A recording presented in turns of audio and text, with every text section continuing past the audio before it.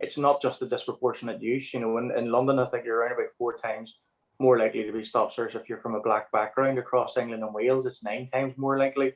But it wasn't just about facts and figures, it's also about style and tone. So how are people being stopped? I think sometimes that routine handcuffing, that experience, which if people were spoke to with courtesy and respect, bearing in mind that there are some threat and risks there, which can be managed but using other means other than handcuffs. I think the handcuffing makes for a negative interaction. It's very hard to de-escalate whenever you've already went to that escalation. So that's one set around when you actually do stop and search. As you said, it is true that between 70 and 80% of stops, that's in and around 4 out of 5 stop searches that police use, are actually negative. So what we're doing really, it's, as you said, it's not intelligence led. It's not actually looking at who's causing most harm in our community. We're driving the community further and further away by these negative interactions, by these interactions, which, although they can yield weapons and drugs and different things at times, what we're not doing is taking that harm off the street, and we're not actually building relationships with communities. And what we need is those communities telling us who's actually doing the harm. Whenever we're denying their experiences around stop search and some other things, that means that we're not able to work collaboratively with them to kind of deal with that harm in society. How much are we actually criminalising a generation by stopping and searching them? Because there's a record that they've been stopped and searched. No, completely. Even at that, because it's such a negative interaction, because there's so much intergenerational trauma through stop and search, through black communities, for a number of years, 40, 50 plus years. And again, in the past, there was different issues. It was around theft and burglaries. Now the myth is around that it's knife crime, and that's why people are stopping. Even whenever you're getting into the facts and figures, again, the majority of stop searches are for drugs, they're not for weapons. There's only like 16, 17% of the time that you're stopping people for weapons.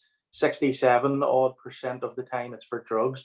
And a lot of the time it's for the smell of cannabis or for cannabis, which the black community are actually research indicated that they're less likely to actually carry it. So for me, those negative interactions, which 4 out of 5 people are not committing crimes or not found to commit crimes after them, because that interaction is so negative, some of them are then being arrested for assaults on police, for resisting police, and it's all about these interactions. If we're stop searching them initially, not only is their names going on the computer for having been stopped and searched, even though it was negative, there's some of them are actually being criminalised further down the field, and they're ending up with criminal records for interactions which either didn't have to be done or which could be done in a better way.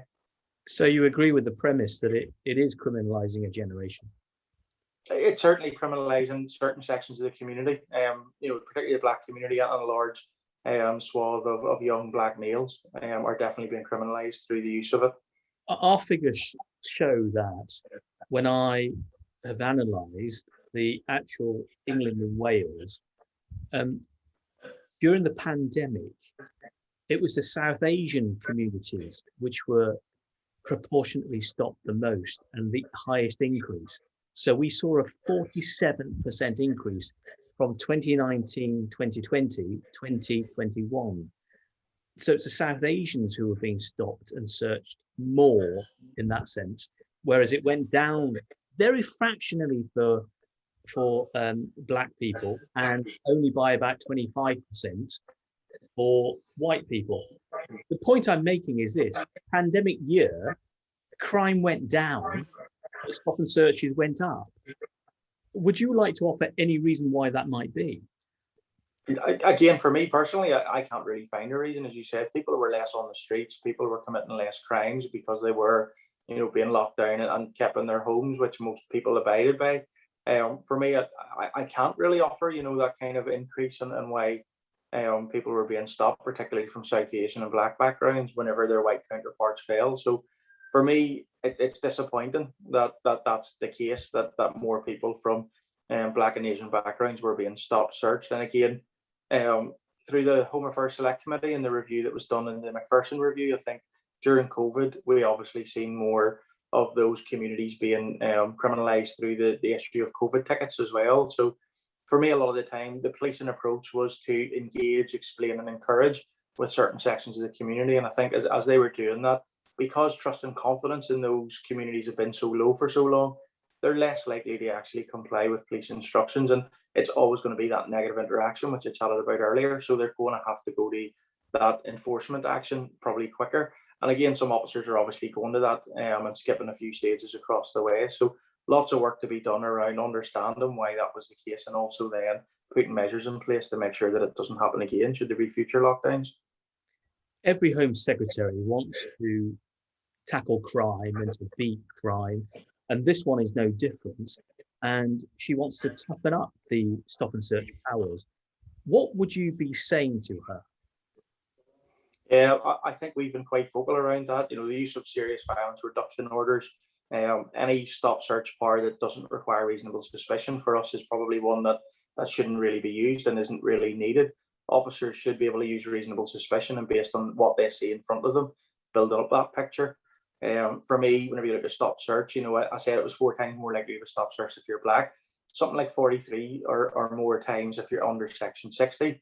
So those powers don't do anything well. We have a long history as well. Section 44 of the Terrorism Act was actually taken off police because it was misused as well. So I think, you know, we don't need those powers. What we should be doing is looking at all of the harm that's happening in society, looking at that holistic public health approach, and actually working with communities to solve these issues and other partners as well. Because I think there's a, you know, a large piece of research. You know, you look in Glasgow around how we were able to deal with knife crime whenever it was a majority white population.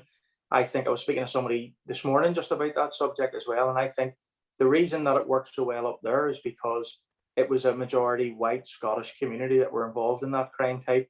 It was a majority white Scottish police service and police officers that were making decisions around that.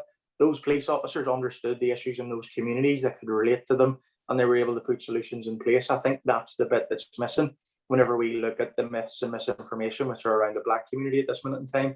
Representation's low in the police service, so those key decision makers at a more strategic and senior level are not representative of all of the communities we serve, particularly in London. So they're less understanding, less cultural awareness around the issues in those communities. So they're less likely, as they move around the national decision making model, which policing uses for all of their kind of decision making, that information intelligence, gathering it from a variety of sources.